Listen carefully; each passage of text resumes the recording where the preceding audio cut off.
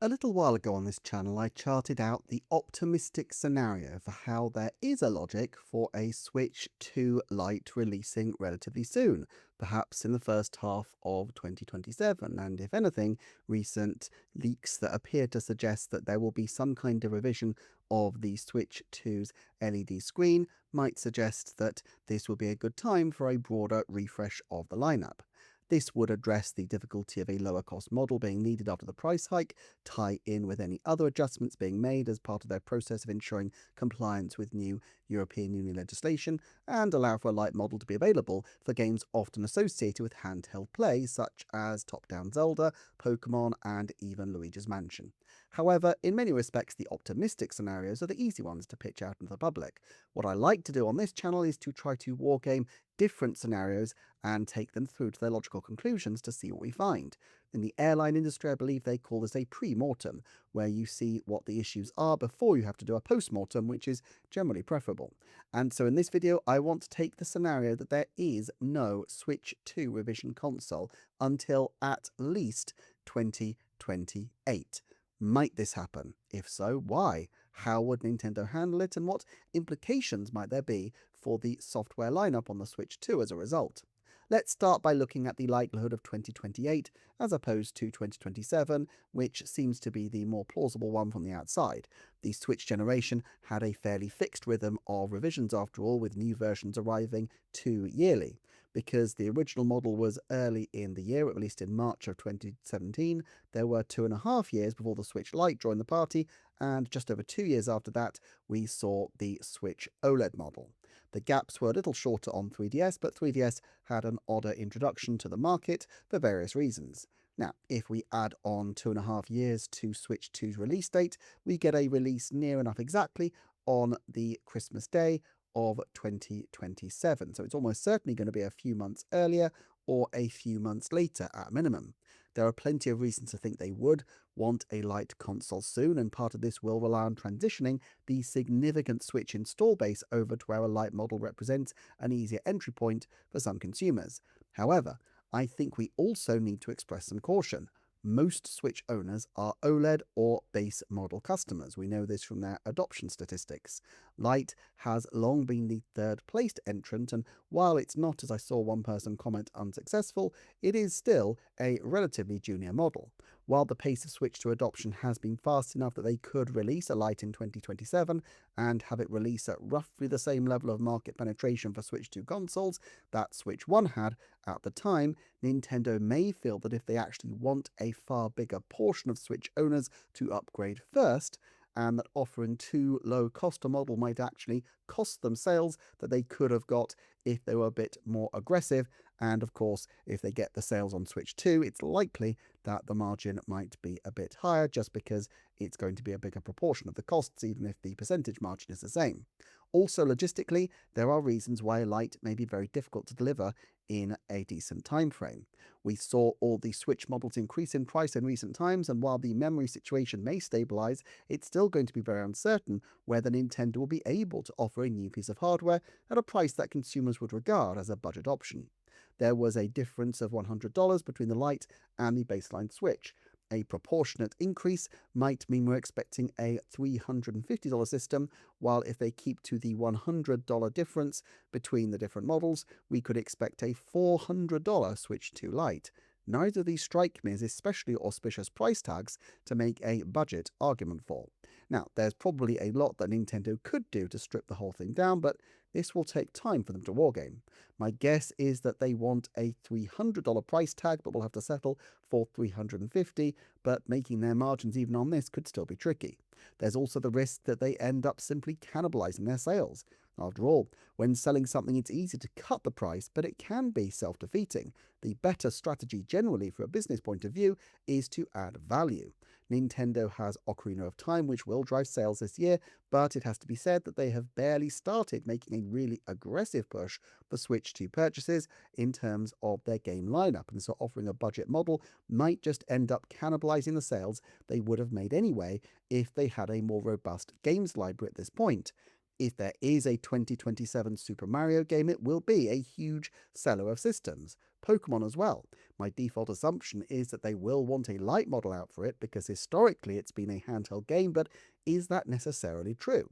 Sure, the Pokemon Company want a Lite model because it will help shift stock of the game, but actually Winds and Waves will sell consoles themselves. If Nintendo can get a big push on Switch 2s in 2027, partly through Pokemon, and then release a Lite model, perhaps alongside a DLC, that might actually help the company carry things over, especially if they make good use of game share in the meantime to ensure that people do still have access to the new Pokemon, even if they aren't able to play the full game. In fact, game share, it seems to me, is a key plank to most of this. A huge amount of Nintendo's audience has already got a secondary system, and so in that sense, a Lite console is less of an immediate imperative for them. For family units, they can broadcast out to secondary consoles for multiplayer gaming, and actually Nintendo is still, for the time being at least, heavily reliant on cross-generational titles, with relatively few major Nintendo Switch 2 exclusive titles. Perhaps 2027 would be better spent not launching a new variant console, but consolidating the Switch 2 system. This would mean a longer gap than we had with Switch to Switch Lite, but I think we need to get used to the idea that this is going to be potentially a very, very long generation, and the pace of releases on all fronts may be much slower. We also need to be realistic that Nintendo are not going to have some very big titles all that soon. Zelda, Super Smash Bros., Splatoon 4, all of these will almost certainly be more than a year away, if not many years in fact. Animal Crossing could be later than we expect if we're thinking maybe 2028 to 2029. Well, that's still possible, of course, but if they want to give it a significant push and possibly even tie it into some kind of film or audiovisual project, it could be a little bit later. Well, that's a significant chunk of their absolute top sellers which aren't going to be turning up in the medium term. Now, I think they can represent a few massive hitters with a broad lineup of strong sellers. I think people underestimate what an effective long-term driver of game sales some of this year's titles will turn out to be.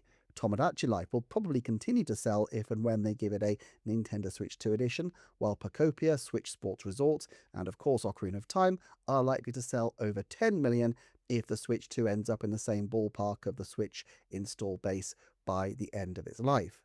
At the same time, they're continuing to service their existing Switch evergreens with new version of Animal Crossing New Horizons, Super Mario Bros. Wonder, and Super Mario Party Jamboree, and they have quite a density of smaller titles. In the kind of plumbing terms Mario might enjoy, the flow pressure might be lower, but they've got a bigger pipe. A major 3D Mario and a major Pokemon at 6 months apart would be absolutely benchmark titles for 2027, and while it might be a little less than the kind of intense delivery of games that we saw at times during the Switch, although I think people underestimate how in 2017 there were often big gaps, even if they're not quite matching that, I still think it could be a pretty substantial year. And in fact, of course, 2026 has a large number of games, just generally smaller games. A sequel to Ring Fit Adventure is another possibility. While the team does share some staff members at a more junior level with the Switch Sports Resort team, at a senior level, the teams are quite distinct, and Nintendo has enough of a depth of developers that they could find a different group to work on a new Ring Fit or equivalent, especially if they do what I've long hoped and do a Ring Fit Adventure based in an existing Nintendo world, such as Hyrule, allowing Nintendo to cannibalize Zelda game assets even more than they did with the first Ring Fit Adventure. Super Mario Party could also make an appearance by 2027 given its 3-yearly cadence in recent times, although perhaps the Nintendo Switch 2 edition of Super Mario Party Jamboree has affected that timeline a little bit. And then there are the second tier titles, the ones that were in the 5 to 10 million bracket on Switch, which could match or exceed that figure on Switch 2 if Nintendo pitched them right. A handful of these would replace in the aggregate a single AAA. Top-down Zelda, with the benefit of the movie, might be one example of a title that could do pretty well, if not absolutely out of the park amazingly, especially if it's as iconic as A Link to the Past is, and currently I feel like A Link to the Past is a pretty good shout for the next top-down Zelda. Done right, I could see that being the first top-down Zelda to break the 8 figures barrier with a single edition. Obviously, the various Link's Awakenings combined are more, but that is a game which has had at least 3 different versions. A new Kirby is also surely due any time now, and given the success of Kirby and the Forgotten Land, an even more ambitious Kirby title could be a big one. Other possibilities in this kind of tier include Donkey Kong Country, Super Mario Maker 3, and a new Clubhouse Games, plus I wouldn't rule out another significant Zelda release, perhaps a side game from the Monolith Soft team in the manner of Triforce Heroes in 2015. Then there's Xenoblade Genesis, which they will doubtless be keen to push in a big way, and before long it's clear that 2027 could easily be carried by mainline Switch 2 stuff, before pivoting in 2028 to the more handheld focused line, the Luigi's Mansions, the 2D Kirby's, the Mario RPGs, conceivably even a second Fire Emblem if they have multiple teams working on Fire Emblem, as it seems like they likely do, possibly another high-profile Pokemon spin-off, as well as the Winds and Waves DLC, and that's not even mentioning the potential of Splatoon 4 or Animal Crossing around the corner. Consider also the Zelda film audience, likely to have a higher proportion of older, possibly child-free adults with a greater disposable income. I think that this group might not be best targeted by a Lite model rather than doubling down on the Switch 2. Of course, if Nintendo can sell more units in the short term, yes, that's good if they put out the Lite and more people buy it, but 15 million sold a year at a better margin might work for them if it can keep the system's momentum and ultimately they still get the sales. There is, of course, an opportunity cost in that they could be selling games in the meantime, so it's a little bit of a tricky picture, but I still think there's an art to making sure that they time the Lite right. So yes, I can absolutely see a world where we don't get a significant push on a new variant console until 2028, by which point Nintendo will hope, I'm sure, to have found some ways to find efficiencies and economies of scale that allow them to increase the margins on Switch 2 and also offer a Lite model that is significantly cheaper than its original counterpart. And there would be more longer-term potential benefits as well. Switch OLED came 2 years after the Switch Lite, but if this generation Nintendo are able to manage closer to 3-year gaps between revisions, possibly even 4 years, then a mid-gen refresh could in fact target 2031. Now, this has the advantage that it would allow Nintendo to scope out the requirements of the next generation of Sony and Microsoft consoles, consult with third parties, and potentially include some kind of modest spec bumps in the manner of the new 3DS XL, something that they could never have done with Switch because of the chip shortage around the time of the OLED's release, but which may be an option in those far-off days. This, combined with another long cross-gen period in the PlayStation 6 era, would potentially keep Switch 2 at least on the fringes of relevancy well into the 2030s, and while the very biggest games may take their time, I think this is something that Nintendo will be pretty happy with, and then they can go into the mid-2030s with a new console after a potentially 9, 10, 11-year run with the Switch 2. Assuming a steady cadence of Pokemon, Mario Party, Zelda remakes, and sports or fitness titles as reliable sales anchors, plus a continuance of their high output of smaller games, I could see them working around a spine of their biggest titles at a release rate that may be slower but nonetheless keeps a consistent momentum for the system.